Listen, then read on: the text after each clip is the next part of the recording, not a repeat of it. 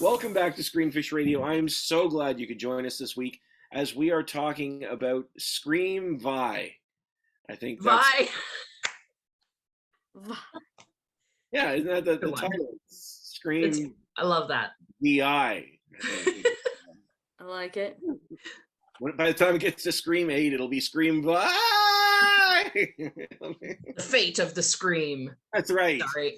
Wrong franchise. Sorry about that. We're talking about Scream 6, and I am thrilled to have two of my favorite people, Catherine Erskine and Julie Levac. Welcome to you both. Hello.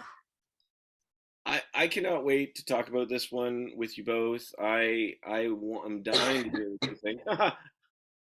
I'm dying. I said it. Look, I'm always sick when we do this. Brutal. Scream 6 tells the story of the four survivors of the Ghostface murders as they leave Woodsboro and look for a fresh start in New York City. However, they soon find themselves in a fight for their lives when a new killer embarks on a bloody rampage. As always, this podcast is rated S for spoilers.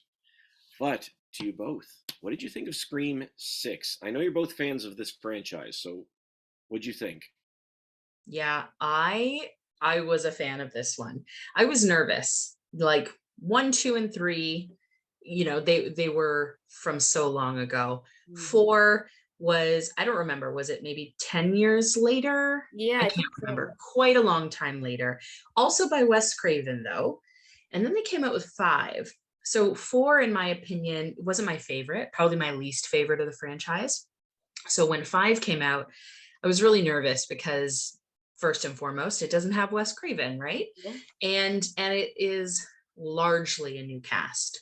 So I was nervous, but I was very intrigued by 5. And then 6, I really, really liked it. I thought that they were respectful to Wes Craven and the original trilogy.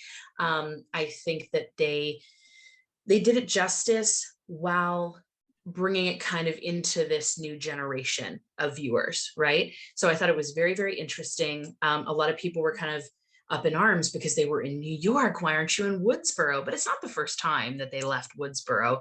In number 2, they went to college or university. I think it was in Ohio. Number 3, they were in Hollywood. So it's not the first time, but it's the first time they've done more of an urban setting, right? This is New York City. It's a totally different vibe.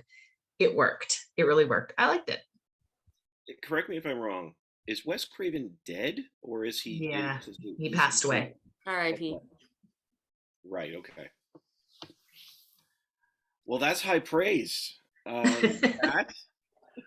don't know if I can follow that as eloquently. Jeez.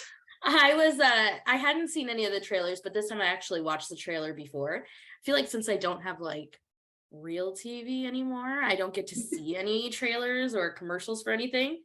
So I was excited and I did watch it. And when I watched the trailer, I was very nervous because, I mean, we've seen this done before. Jason went into the city.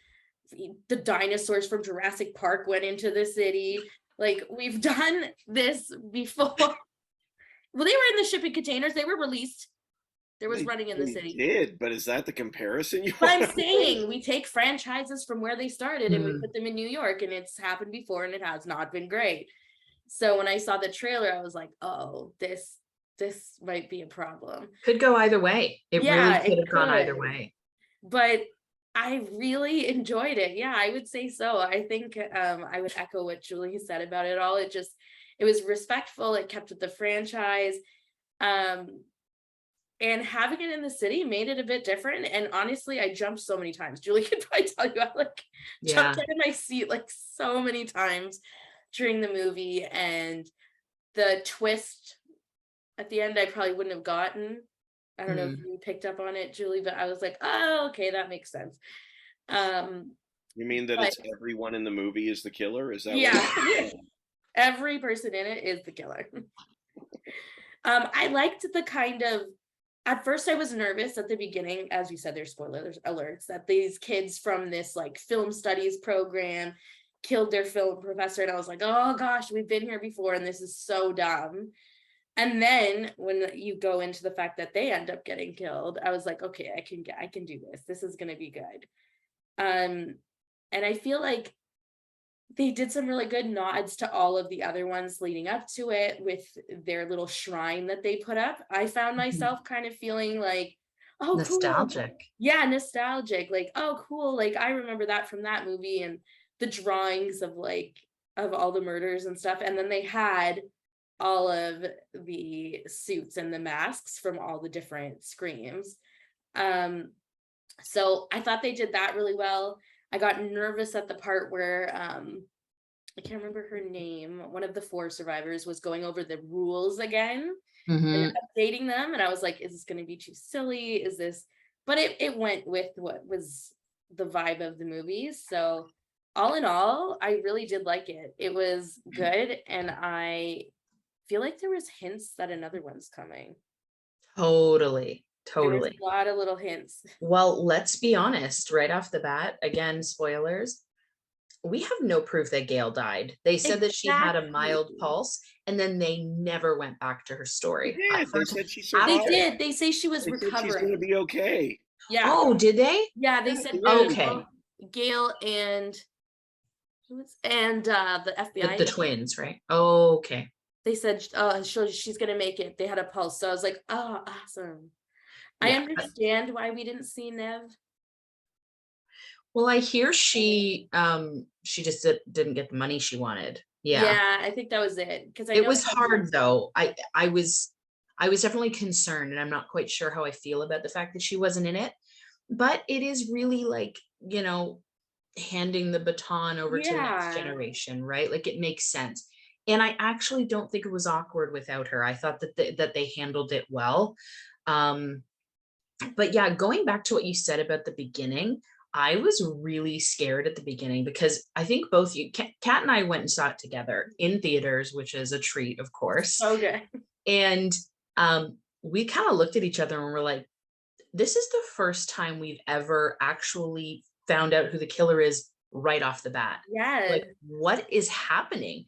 It was weird. And then we're like, what the heck are they going to do from here? Like, I'm scared. Are they really going to screw it up?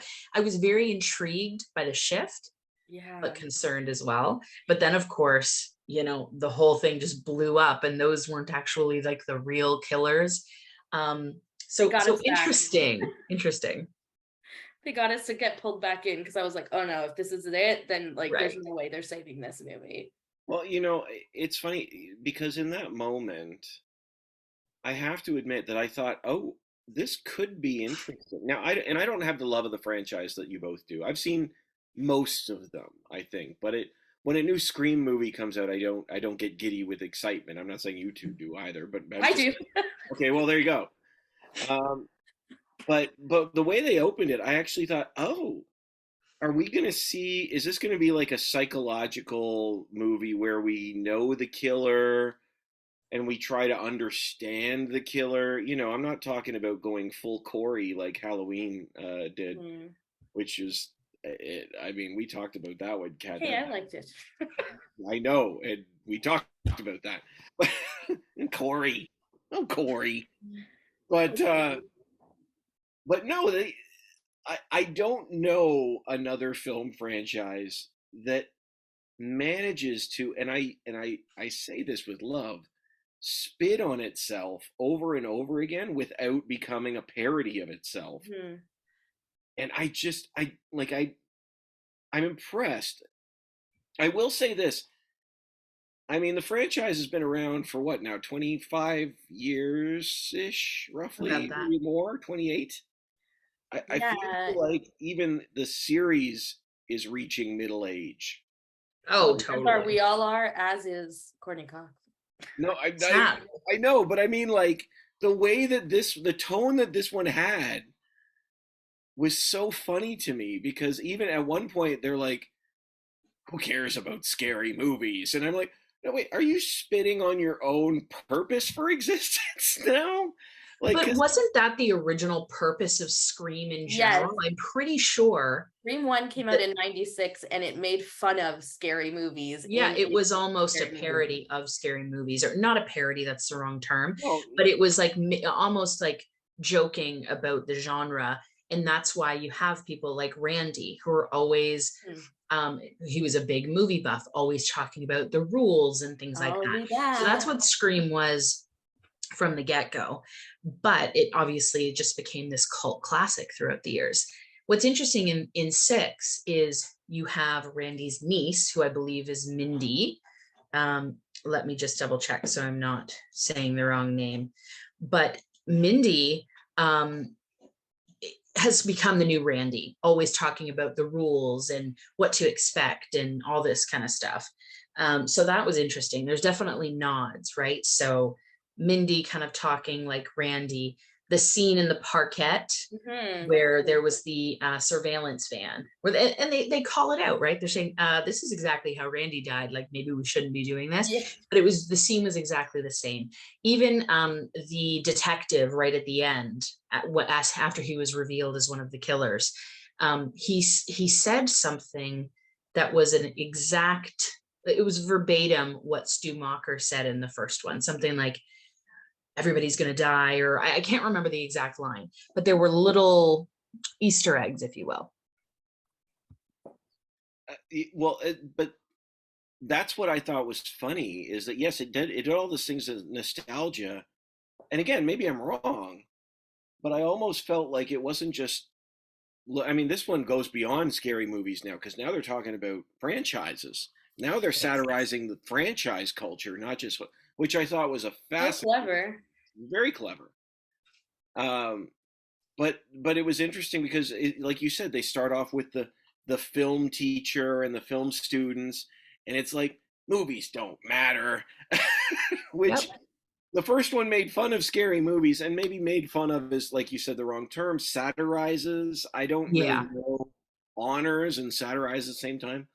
But this time it was sort of like, yeah, we don't care about that anymore. And I was Mhm. like, this is what is happening? I Because think that was a nod to how other scary movies have gone off the rails with their like even with was it Halloween? Like, Halloween, admit it. yeah, Halloween literally was like, we've had 20 movies or however many movies, 12 movies, and just forget them all because now we're starting over again. And I Mhm. feel like that was a nod to that kind of thing as well. Like, they're Well, and saying, they're introducing a whole new group, right? Like pretty much everybody is dead already from the previous movies. Sydney isn't coming back. Gail is pretty much the only legacy left. So it's I guess this is their way of transitioning. And I got to be honest, it's terrifying to start with a brand new kind of cast, especially in like a whole new generation. I love them. Love Jenna Ortega, Melissa Barrera, the I'm gonna get the actors' names who play the twins, Randy's niece and nephew. yeah, Love they're them. What do they amazing. call themselves? The four something, the quad, The core four. the core four. Yeah. Legit. I love them. Jasmine Savoy Brown, Mason Gooding. They're too good. I love them. I'm so glad that they all survived. Me too. I was really sad when he died, or we thought he. Oh my, that was a bad one, Yeah, actually. that was. And that brings up another interesting twist in this film. That's sort of when we realize there's three killers instead Mhm. of the typical two. Yeah, I think. Daddy's home. Oh, sorry, go ahead. What were you gonna say, Kat? I just said daddy's home. It's literally Um, these kids. but see, when the interesting thing to me about that whole franchise culture is that it isn't limited to just horror films. I saw that, and I saw Star Wars, which did the Oh. exact same thing. Every franchise now does this thing except for Fast and the Furious, which is somehow, although they tried, and then they had to go back to the original people. They tried to get rid of the old Yeah. guys and bring in new people, and no one wanted it. But Star Wars did the same thing. Episode 7, they brought in one legacy character and a bunch of new people, or well, I guess more than that. But I mean, you know, Chewbacca is still a person in a suit. Like they had Han Solo Sure. come back. What? Spoiler alert. Another film. Whoops. Anyway, and then all the rules they said applies to reboot franchises, which is one of the things, like when it came back, was it last year? Was the previous one? Is it last year? Yeah, it was pretty Yeah, it recent. was. There was one during the pandemic. Yeah. Right. And I thought to myself, I thought, no pun intended on this one. When are they going to let this die? But this film actually like says this. They're like, we have no intention of stopping because we understand that, like this, we understand that films are different now. You know, you had a trilogy back then. Great. Well, you know, Jenny Ortega and is it Melissa Barrera? Yep. Who I love her character. Yes. But it's like they're the ones that are taking it over, and that's the target demographic. We're the ones that are like, oh, Courtney Cox, and oh, where's Sydney? Who I can't remember her name. Nev Campbell. Where'd she go? Mm-hmm. We're 19, don't care. No. They don't care where Nev Campbell is. They're saying, you know, Don't we all care for Nev Campbell? we're not 19. Spoilers. I know you're all 25, but none of us are 19. But it's like this generation, they need it in their own language with their own people. Yeah. Sure. But this So movie will never die. It's one of the smaller franchises. Like Freddy had, I can't even remember how many movies he had. I know Halloween had 13. Jason's had, I mean, he's gone to space. So if you think about it, it's in the Fast and Furious world now. yeah, they've That's still where- got lots of room to grow as a franchise. But you know the difference there is that main character has to live. Yeah. They don't have to. They can kill off the villain every single time in this franchise. In fact, we expect they will. I really wanted them to live. Mind you, I know they can't because it ruins the twist ending. To kill another day? Like, Yeah, well, I thought, you know, bring one, let one live, or kill off one of the core four. Because I'm sorry, I know I love them too, but a lot of them got stabbed, and a lot of them are okay. tapped a lot. I'm surprised Jenna Ortega lived past the first scene of 5. Like that was some intense stuff. Well, it was on a Wednesday, so it was okay. Oh my god. Oh, okay. We're done. Good night. Good night. Try the veal. I'm here till Tuesday. No, but that's the thing. I think it is more of a it's a bigger deal that Nev Campbell wasn't in it than I probably originally thought. But the reason I didn't think it was as big of a deal is because she wasn't really needed. And I hate to say that because she's Sydney Prescott. But I didn't actually feel like I missed her in this one. No, it's true. And they mentioned her and I was like, oh, that's too bad. Then you get pulled right in. And the thing that I was worried about is Courtney Cox's character in that in the last one, when Stewie dies, Dewey, Stewie, which literally the next sentence was, who is my favorite character? This is like a Family Guy thing now. When Dewey dies, my face is still frozen. Like that killed me because he was my favorite. But also she had decided she was going to, instead of write about the killers, write about the hero that he was and do his memoir. And so when she came back, I'm like, how are they going to make her the like queen bitch that she is in every movie? And then I was like, okay, perfect. You did it. You said she was going to do the memoir and she ended up writing about the girls. So she could go back to that character that is so beloved in those movies. Maybe that's where the next one's going to go. So Gail writes about Dewey to avoid, the next chapter happening. Yeah. Maybe they make a movie about Dewey and it's like in space. No. Dewey goes to the moon. I'm very interested to see where they go next. Dewey does New York. They're in New York. I don't want to see What's happening. No, that's not a film I want to see, actually. Not like that. Oh man. Dewey. He's my favorite. He's pretty great. Dewey and now no. I kind of wonder, like, are they going to move it around now? Like, is the franchise completely lost on it? Like, does it need to stay in one place? I will say this. I will say this. This was my one criticism of the film. You're going to put them in New York City, and New York City didn't feel any bigger than what is it, Westboro or whatever it is, or Hallsboro, Woodsboro. Woodsboro. Didn't feel any bigger than Woodsboro. Like Really? it I did thought not. it did. Well, Listen, bearing in mind it's large, it's just like a little like University. college community. That's why. So I think that they maintained that sort of community feel that Woodsboro had while being in New York. But maybe that was a disservice. I don't know. I feel well, like it I mean, felt you're in a city of 10 million people on Halloween, and about half of them are wearing scream masks. And the closest they got to touching on that was the subway. yeah, I love the subway scene. Subway scene was fun, but that's what I mean. It was just sort of like to me, it was like a bit of a missed opportunity, and that's not a huge criticism. I was like, but you put it in New York. You're right. There were a few times I forgot it was Halloween. Yeah, fair. Uh, But the subway scene I think was really well done. Yeah. it was. I'm not taking anything away from that. I just thought that when it was New York, it would be like this massive, like Like circus. almost too much for them to handle as that small, tight-knit group of friends, you know what I mean? Yeah, yeah, exactly. And for a core four from a small town in a massive one of the biggest cities in North America, they handled it very well. And so Yes. Shocking.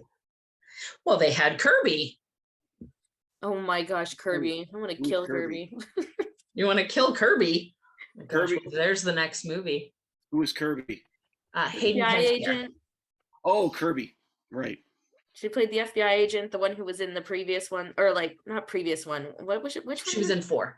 Four. She died? No, No. Well, I thought you said they killed Kirby. I was like, I want to kill Kirby. oh, you want to kill Kirby? She was my least favorite character. I don't know why. least favorite in 4, 6, or both? Both. Hmm. Well, maybe in six. In six. Really, I'm surprised. The whole like making her into a FBI agent, which I get, but maybe it's just how the character played it or how she looked. Like I was just like, you stick out like a sore thumb, I feel like. Hmm. Well, I guess they just needed some sort of legacy that wasn't Courtney Cox. Exactly. Right. Yeah. And actually, I appreciated that because, again, I didn't even know that Neve Campbell was in all of them. I knew she was in 1, 2, and 3. I thought she wasn't in 4. Nope. Yeah, she is. Oh, But they're smaller parts in 4 and 5. Yeah. Well, 5 I saw. I didn't see 4, and I remember I thought that's why it was a big deal that she was in 5. But I'll be honest, like even her being in 5, I thought, okay, guys, you're stretching it now. Like she's just, she's at home with her kids, but let's bring her back. Yeah. Yeah. Maybe that's why I didn't miss her in 6, because it was unnecessary. Yeah. But in 4, one of the killers in 4 was her cousin or her niece. Yeah, yeah. Her Some niece. sort of family member of Neve Campbell's. Right, okay. Yes. Yeah, I mean, I didn't miss her at all. I'm okay with them bringing in legacy characters and all that stuff and killing them off. Do whatever you want, do your thing, as long as your writing is good and you're engaging it. I don't care who's in it. But that's me. Like again, no emotional ties to the franchise. But if I see one, I like it, and I like this one because it fascinates me that they're still finding ways to do the exact same thing in a totally different way. Like this is not any different than the other 5 films in a lot of ways. It follows all the same beats. But you got to have the formula. Yeah. And I think that's Preach it, Randy. Right? And I think that this franchise does it better than a lot of other horror franchises. Well, I feel like, and I could be wrong, I feel like this franchise continues to bring in people that love the franchise. Now, again, I don't watch a lot of horror. We go through this every time. But anytime I see this, I could be wrong, but it feels like it's usually new writers, and it's almost like everybody gets a crack at it. It's sort of like we all love what you've done, and I could be way off on that, but that's what it seems. And I think that's helped the franchise because they sort of know what the markers they got to hit. I'm telling you, this whole movement to the franchise idea was fascinating to me and took it outside of the realm of horror movies. I thought that was fascinating. So here are the writers. Kevin Williamson wrote 1, 2, and 4. Aaron Kruger wrote 3. James Vanderbilt and Gus Busick wrote 5 and 6. Oh, they wrote both films. Yeah. And the same so obviously Wes Craven directed 1 to 4, and then the directors for 5 to 6 were Matt Bettinelli Olpin and Tyler Gillett. I think they really did well by their did. predecessor. Like, I think they really stuck to what his vision was and what he wanted. I think they really respected him well. Yeah, I agree. In what way? They didn't try to make it anything that he wouldn't have done. Like, I feel like they stayed true to his formula. They stayed true to his kind of scripting and direction. It didn't feel like it was a totally different movie with a new director. Like the Rob Zombie Halloween. That's not, no. Like, some people loved it, some people hated it, and some people were indifferent, but you could tell there was a huge, like when Rob Zombie did his Halloween, it was hugely different than the other ones. And I feel like they've kept it in the format that he has started with. So it was kind of I wouldn't say seamless transition, because obviously he was so amazing at what he did, but I feel like they kept what he would have wanted, because we're best friends and I talk to him all the time. Yeah, they made a really big deal when they were doing press for 5.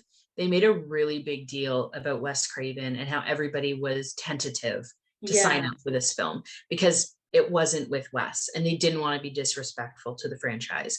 So I think that they all had quite a lot of input, especially the legacy characters, a lot of input into how they could make it work. And 5 was good, but 6 I think was even better. I think they really got comfortable with that balance between kind of the Woodsboro and 2023. You know what I mean? Yeah. No, I agree completely. I really like Melissa Barrera's character. Mm-hmm. If I hear your name correctly.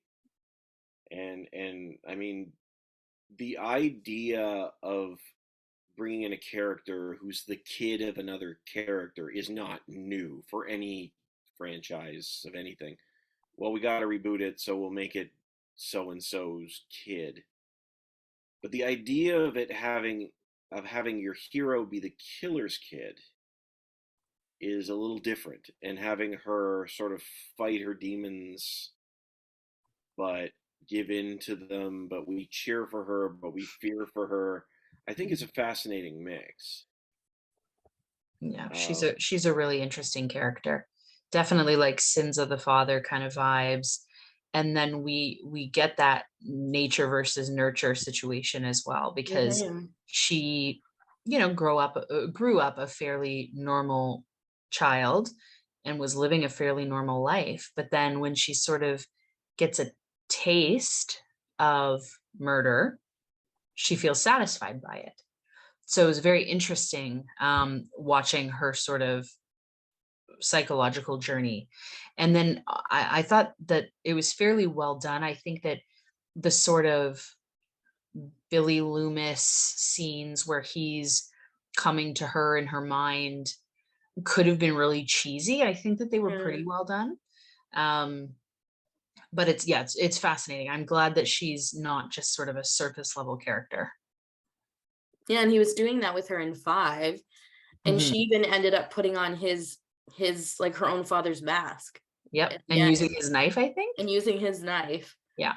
But when Jenna Ortega's character sees her killing the person, and kind of, I think it's that moment that kind of breaks her out of that, like, she'll never go fully Billy Loomis Mm-hmm. because she's got Jenna, or the Jenna's character. Yeah, it's strange because it's scary what she's capable of, Yeah. but we do root for her. And it's almost like she's, pardon me, it's almost like she's using her what would it be called? So whatever, her powers for good Yeah. almost.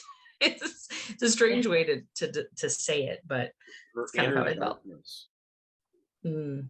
Eh, It kind of goes back to what we were talking about in Halloween with like how is the evil seen, or is it, passed down generationally, or is it passed down biologically, or is it like it is nature versus nurture type thing.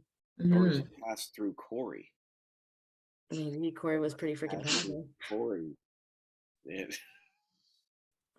Oh, Corey. Well, I love that conversation. Okay, so family in this film is all over the place, and I was wondering, we've already started talking about it here. Do you think that family determines who we are? Mm. I think it has a big impact on who we are. Yeah, to an extent, for sure. But I think that I always feel like it's a mixture of family and environment Mhm. and um, Who's raising learning you? sort of what? Who's raising you? Right? Like, Sure.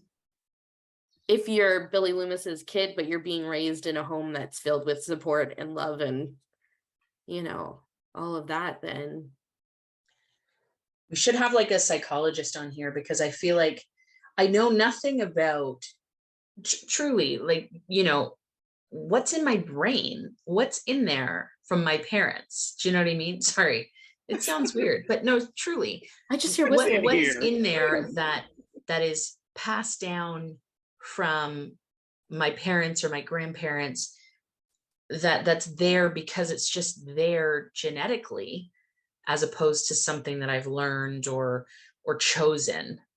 Well, there's a fascinating study done on rats, and it's going to sound crazy, but they scientists had put rats into a controlled environment, male rats into a controlled environment, and every time, like every so often, they would spray like almost like a floral perfume, Mhm. and then electrocute them. Oh, And when they smelled the perfume, there would be a follow-up with the electrocution, and they developed a fear for the smell because they knew it was going to happen. And what they noticed in the and the female rats were not involved in this, but when they had babies with those male rats, those tendencies of that smell lingering and that kind of being put off by that smell were in not only the babies but the grandchildren as well of those. wow. So you saw it watered a bit down generationally, but you would see that fear and that anxiety, and they had never had those electrocution like tests done on them, but because of what trauma does to your brain, it actually can rewire and stop certain areas of growth, which will be passed down generationally. Wow, that's fascinating. Yeah, it's so amazing. And they say it too with like parents. I mean, I'm totally going off because of the whole psychology thing. Like, if you Mhm. have a mother who is anxious during the carrying of the baby, they will 9 times out of 10 have an anxious child and an anxious adult come from that. I mean, that's a lot of stress to put on mothers, but I think it's interesting what the body does and what the brain does in there. And yes, you can carry those hereditary traits. We see that in addiction Mm. and people being more susceptible to addiction because of a parent's addiction or a family member's addiction. So it could be the same thing for murder. Wow. Can you believe this discussion came out of Screen? Just saying. I just want to know if Kat's saying that means that if your dad's a serial killer. You could have those tendencies, yes, because you would have the same genetic makeup and the same not the exact same brain pattern makeup, but the things that would have excited her dad about murdering. It may not go to every child that he's had, but there could be one that's more drawn, just like people who are more susceptible to alcoholism and drug usage. Interesting. Yeah. I got no I got no follow up for that. I'm like, they may never act So on smart. they may never act on it, but it's like, you know, everybody has something in them. Like you see, like most of the CEOs that I've always said that most CEOs and people of like that high driven lifestyle have sociopathic tendencies. They're not killing people, but they're making millions on the stock market and kind of have that ability to separate their lives from their drive. Wow, rerouting those feelings. Wow. Neural pathways. And sure. Which is interesting, going back to the film. What is her character's name? What is Melissa? Sam? Is Melissa Barrera Sam? Mm-hmm. Okay, so Sam in this film, I mean, I feel like Sam is looking for a family almost enough to make Vin Diesel blush. Like, she keeps talking about, like, oh my God, we need a crossover. We do. Only if they all go to space. That's right. The Fast and the Screamiest. I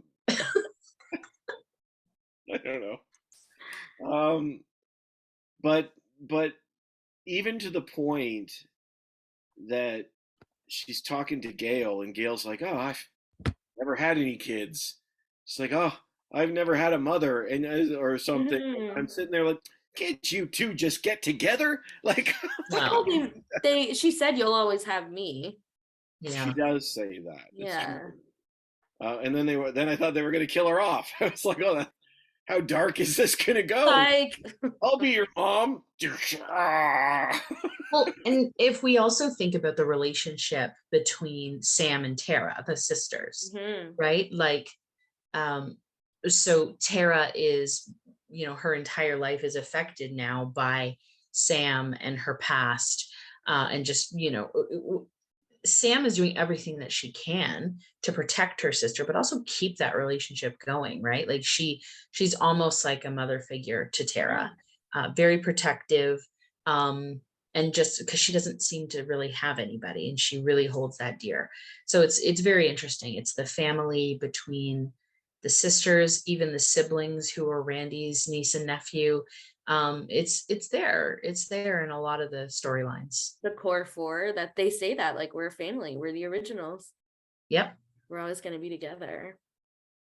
I continue to be fascinated with, I mean, it's not new, and I know Fast and Furious is the biggest joke on this, but choosing your family is in everything now. Everything now. Even to the end of the Star Wars films, choosing names, choosing family, as opposed to the family you have and the family you want.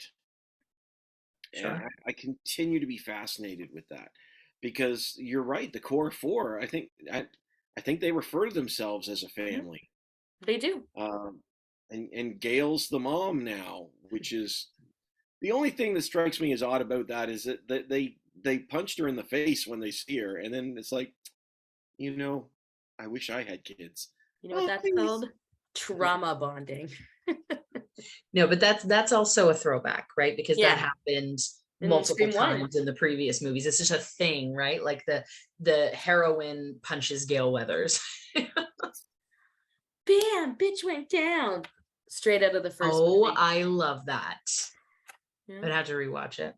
Oh, who was that again? Rose McGowan? Yeah. Thank you. Rose McGowan's in this franchise? Yeah. The first one. It was iconic. Okay. She died via electric garage door. Yes. She tried to get through that doggy door, but those hips. They don't lie. They don't lie, and they don't help you escape. Let's be real. She could have fit. Just saying. Right? She totally could have. I always looked at that and I was like, I'd be lucky. That door would not be lifting me off the ground. Yeah. It'd be like,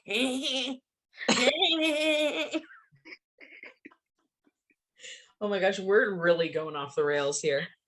I love it. I mean, that's why we do this, right? yeah. That's what your what's the thing that you put like the title page should just be me doing that. We have a GIF. We'll get so many Screamfish's views. first GIF. Julie, you wanted to talk about legacy. Mhm. Anything specific you wanted to address? I think it just really echoes the conversation about family. So there was a lot of talk about legacy characters, but really I was also thinking about the legacy in terms of Billy Loomis and Sam Carpenter. So really it has been addressed, but I just thought, I kept, every time I thought of it, I kept thinking of this word legacy. And I thought it probably went a little bit deeper than just, the kind of satirical legacy character in the franchise and the fact that they kind of kept repeating that. But I thought it was interesting. And even Sidney Prescott's legacy in this whole story, how everybody, even the legacy of the story itself, how everybody throughout the franchise is just obsessed with it. It's just become a beast of its own. So yeah, I thought it was just an interesting point that legacy would always come up. Do you mean that people keep bringing up Sidney Prescott's legacy? No, just in general. I mean, that's one of it. That's one of the points, but legacy in terms of family. And it's interesting because Billy Loomis is always, at least in Sam's head, encouraging her to kind of live her destiny. You know who you are, you know what I mean? I'm in you, and She's his legacy. Yeah. Exactly right. And it always does come back to family, because even Scream 1, it was Sydney's mom who had been murdered. Yeah, or because she had been having an affair. Exactly, sins of the mother. So the whole thing was family, and that's the thing, Steve, you were talking about. It's all throughout this movie. It is truly all throughout the franchise, because the whole reason about the first one was Sydney's mother was sleeping with Billy's father, and that broke up Billy's parents. Yeah. And then in the second one, it was Billy's mother. Yes. As the killer. Really? Yeah. Yeah. Sam Carpenter's grandmother, actually. And then in the third, it was Sydney's half brother. Because the mother was allegedly promiscuous and had another child that Sydney didn't know about. Who didn't live as a bit of a life. Yeah. And then in the fourth, it was Sydney's niece, if I'm not mistaken, or cousin, I can't recall. So it's throughout the entire thing. It's always been like sins of the father kind of theme. Yeah, Jill Roberts. Cousin. Yeah. It was Sydney's cousin who wanted to become as famous as she was. That's why Jill became the killer. Yeah, because everything was all about Sydney. It was like a Marsha situation.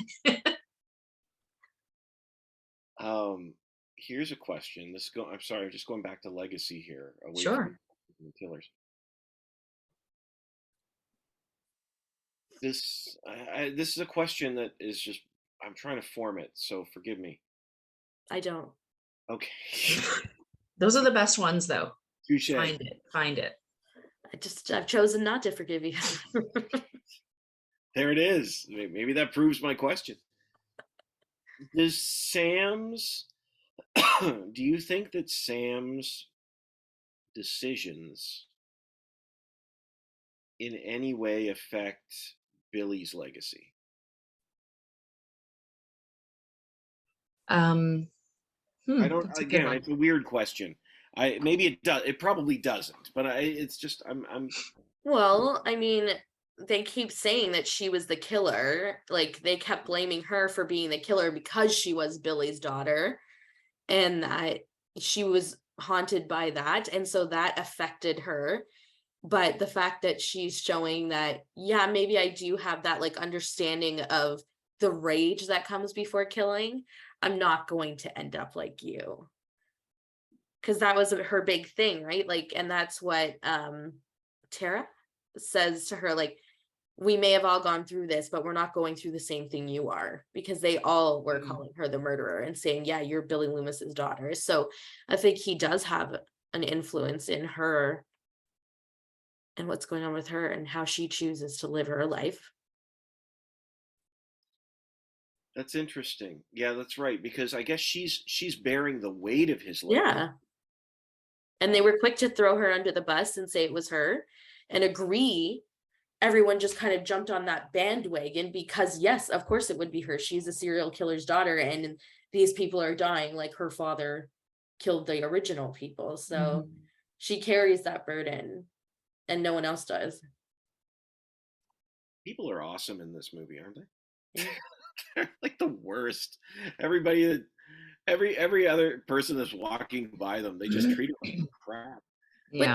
But it's not only mob mentality, but there's bias too in that. Like it's conscious bias in the sense that, like, if you knew someone that you knew's father, like not great grandfather, not grandfather, their father, one generation behind, was a serial killer, you wouldn't kind of have your eyes sideways, even if they were the nicest people ever, kind of wanting to see.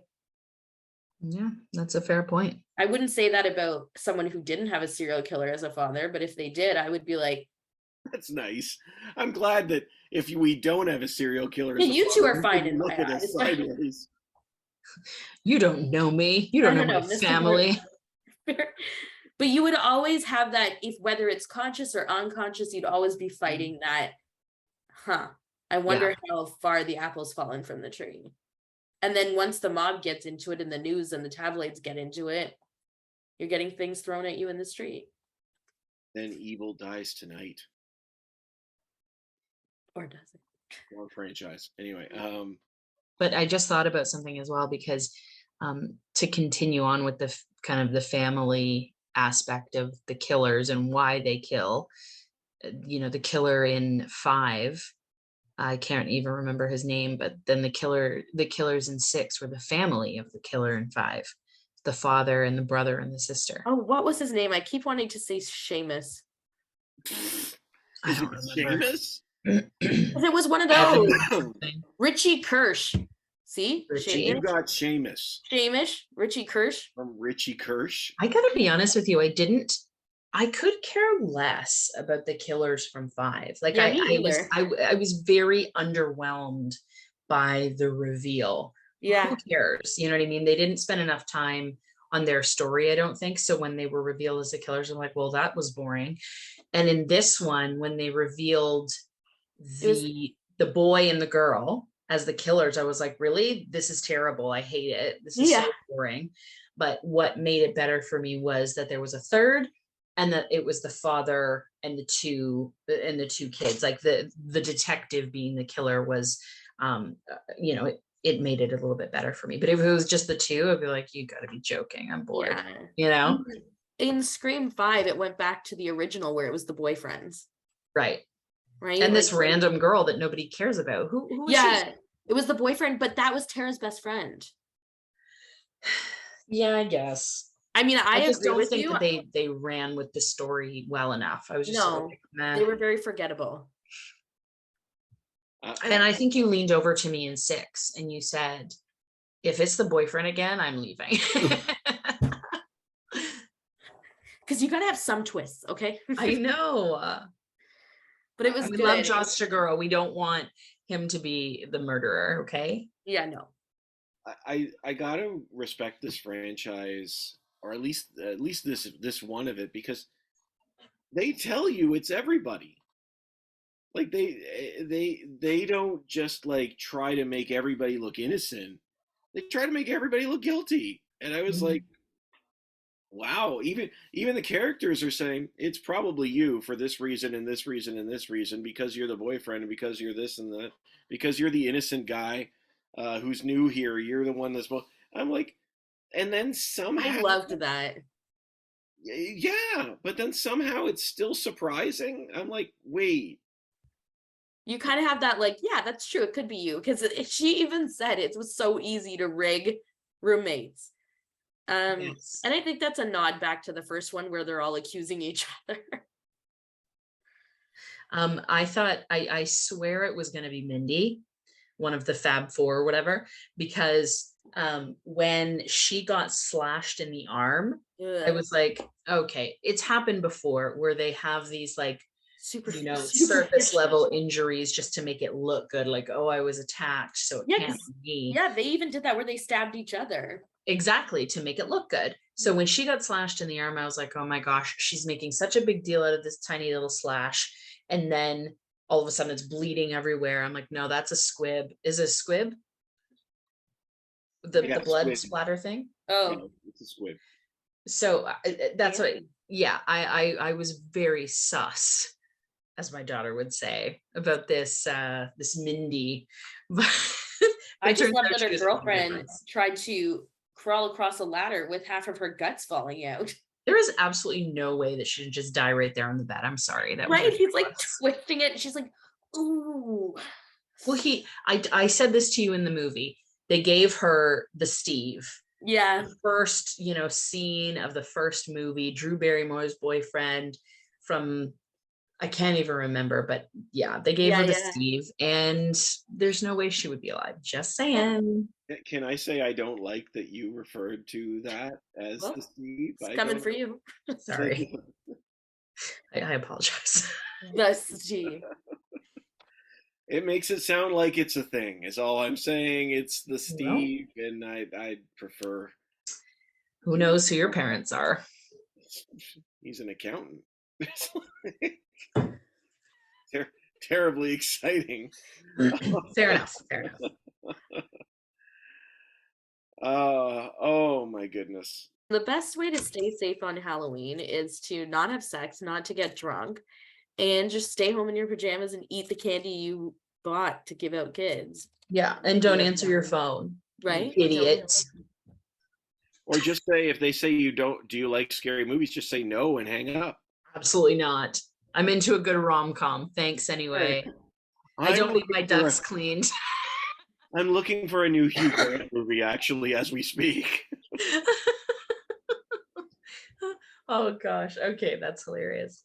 Did you guys notice? Okay, I must admit, I didn't notice this, but upon my review, my research afterward, the marquee said, kind of hints to a Jennifer Jolie, a Parker Posey, return. Yeah, I did not notice that the first time around. And I'm sure Me Steve neither. got up and walked his dog about 5 times during this movie, so he probably didn't see it. I was in theater and watching like this, like I always That's do. what I said. I was like, Steve was probably just like, meh.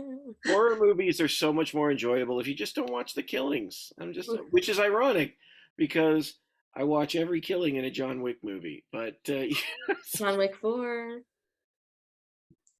That's too funny. But yeah, no, Yeah, apparently the marquee, I saw a sort of a screenshot of it. Apparently the marquee says Jennifer Jolie retrospective. So I guess my presumption is that she survived 3 and went on to have a lovely career as an actress. And all these years later, I guess has a nice list of films under her belt, and they're now doing some sort of, recap of her films in that theater.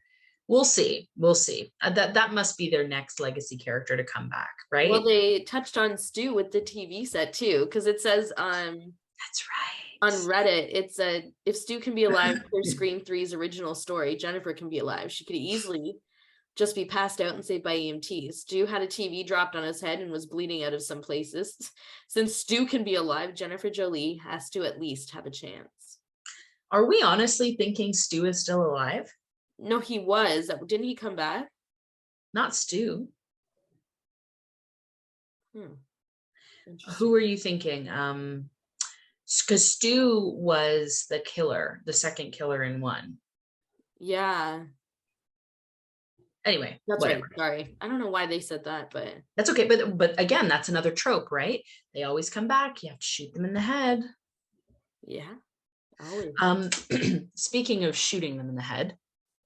What? Wow. That's the best segue I've heard in a long. I know. I do this for a living. Serious. So there was a lot of talk as well about the fact that Ghostface used a gun. Yes. And, yeah, Remember? I had a fit when he used a gun in I the know. store. I was like, whoa. And so I did some research, and I think it's the first time that Ghostface has used a gun as Ghostface. Yes. But Stu Macher did use a gun when he was kind of flashing it around at Sydney in the kitchen at the house. But no, I mean, obviously that's after they were revealed, so to speak. And I think it must have been Dewey's gun or something like that, right? Yeah, it was. Yeah. But it was a big deal to have Ghostface do the gun situation. Again, it wasn't his gun. I If got Ghostface nervous. just turns around and starts like gun wielding in the next one, it's weird. It's very weird. I was worried. I saw that and I was like, no, that was one of the things that freaked me out in the trailer. Mhm. Because they showed that part in the trailer and I'm like, no, we don't use guns. Yeah, the teaser of just that convenience store scene, I was like, the vibe is very different. I was kind of concerned, but it was good. I won't like it if they continue like that. I'm intrigued. I'm super intrigued to see where they go next. Where, what, who. Well, I think the franchise should keep going until we get to like Scream 33 and then everyone is the killer and they're all just standing there. Like in The Office when they're standing there with their fingers. I honestly think that the only next step is to have Sydney go on a rampage and be like, you know what? Screw you all. You know what I mean? Like, I'm done. No, it's going to be Jenna Ortega. Could you imagine? It's going to Yeah. be. I feel like she would be like, because she was not worried about her sister when she saw her sister stabbing him like crazy. She was like, Well, the easy route would be to have Sam, just get in touch with her inner murderer, I guess. inner daddy. Yeah, she would snap. Maybe, they adjusted her meds or something and she's having too many, It turns out to be visions. one of those long commercials that you see for medications that have side effects. Oh my gosh. The one with the butterfly. It helps you sleep, but may increase. Ask your doctor if so and so is right for you.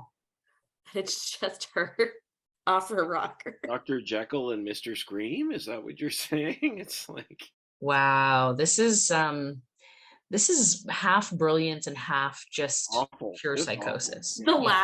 The last symptom is dry mouth. She's just so angry. She's always drinking water the whole gosh. Does someone have a mint? Well, I can't believe this is on video too. Oh my god. On that note, maybe we'll transition out. Let's screen it or skip it.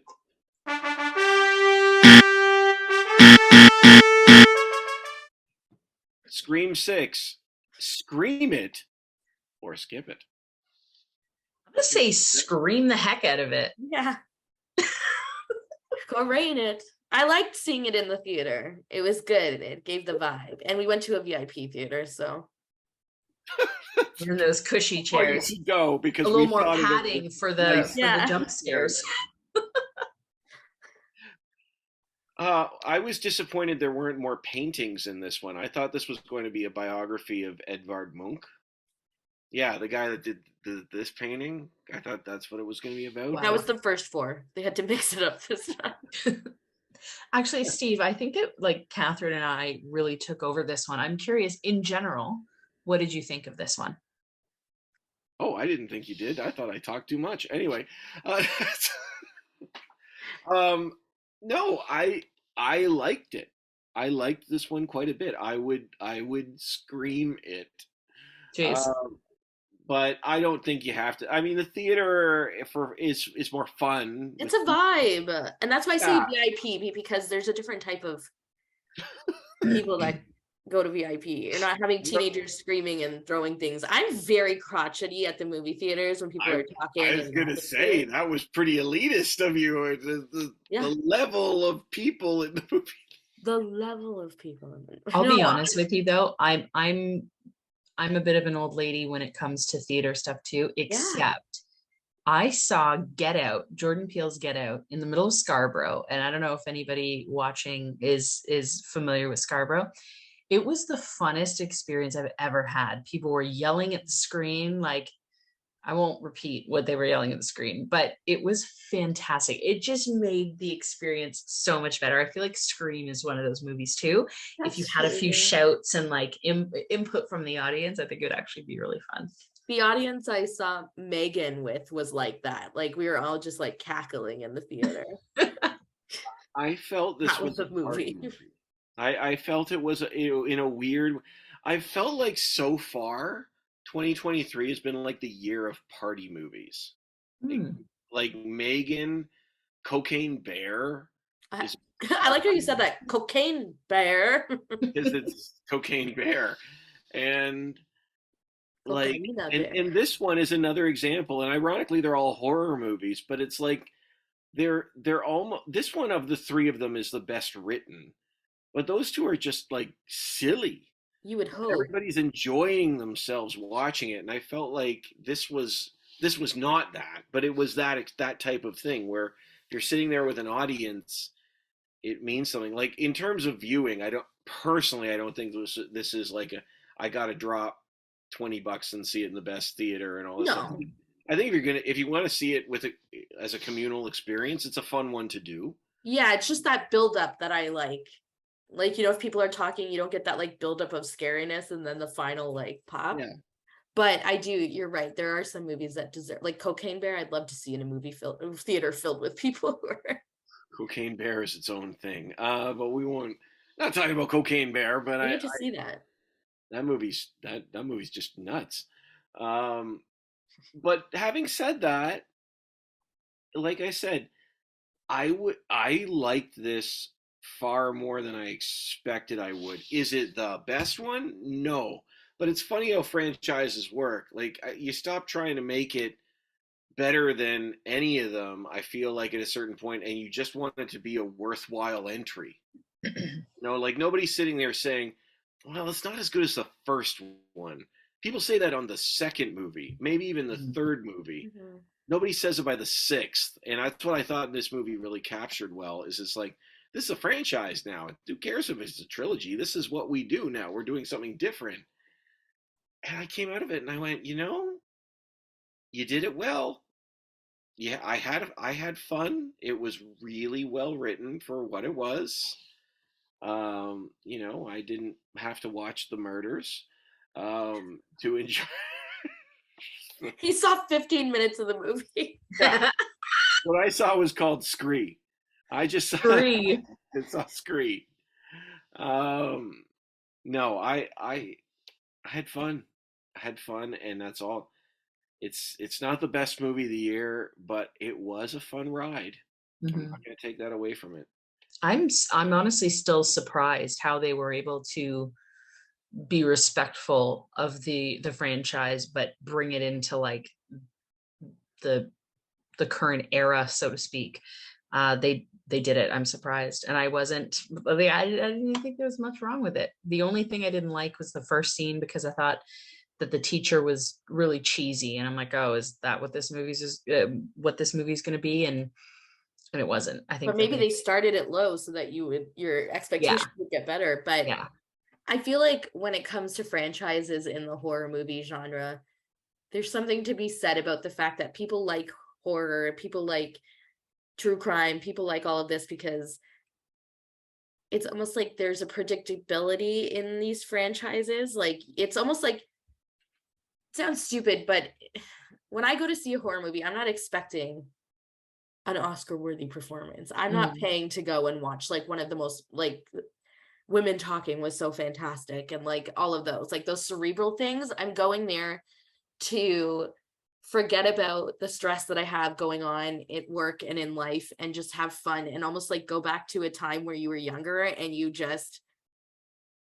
had fun at the movies. And I feel like they did this really well. I don't know if that makes sense. It just feels like it feels like that nostalgic, comfy movie of Scream. Yeah, it's interesting to say it that way, but it is. Yeah. And I'll say, you know, I'm not a horror person at all. I will watch, like, I like Jordan Peele films because there's something else to it. But in terms of horror, like Jason and Freddy and It, absolutely not. Like, I don't mess with any of that.